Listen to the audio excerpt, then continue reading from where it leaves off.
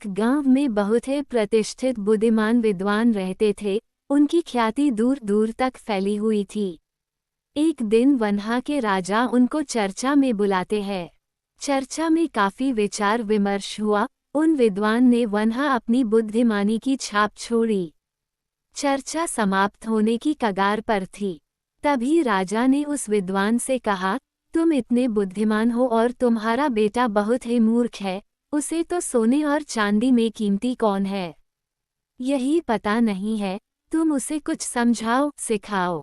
सभा समाप्त हुई। वे विद्वान घर पहुंचते हैं और अपने बेटे से पूछते हैं, बेटा सोने और चांदी में कौन सबसे ज्यादा कीमती है।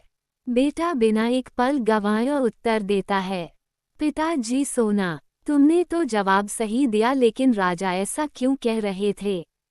बेटा सारी बातें समझ जाता है और बोलता है, पिताजी मेरे विद्यालय जाने के रास्ते में ही हफ्ते में 3 से 4 दिन वन्हा सभा लगती है।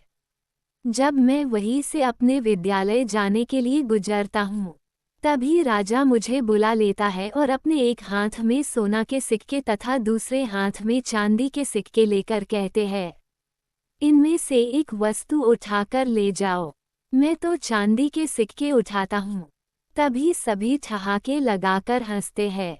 उसके पिताजी थोड़ा सा रोष होते हुए कहते हैं, तो फिर तुम सोने के सिक्के क्यों नहीं उठाते। तुम तो अपनी खिल्ली उड़ाते हो, साथ में मेरी भी। बेटा उसे अलमारी के पास ले जाता है। अलमारी से एक पेटी निकलता है। वह पेटी चांदी के सिक्कों से भरी रहती है। पिताजी हैरान हो जाते हैं। लड़का बोला, जिस दिन मैंने सोने के सिक्के उठा लिए उस दिन से खेल खत्म हो जाएगा। वो मुझे मूर्ख समझकर मजा लेते हैं तो लेने दो। मैं भी कुछ कम नहीं हूँ। यदि मैं बुद्धिमानी दिखाऊंगा तो मुझे कुछ नहीं मिलेगा। आपका बेटा हूँ, अक्ल से काम लेता हूँ। मूर्ख होना अलग बात है और समझा जाना अलग होता है। एक बार का और तुरंत का फायदा लेने के बजाय समझदार लोग अधिक बार और लंबे समय की सोचते हैं। इस कहानी के बारे में अपनी राय हमें कमेंट जरूर करें। प्लीज़ हमारे चैनल को लाइक और सब्सक्राइब करें। धन्यवाद।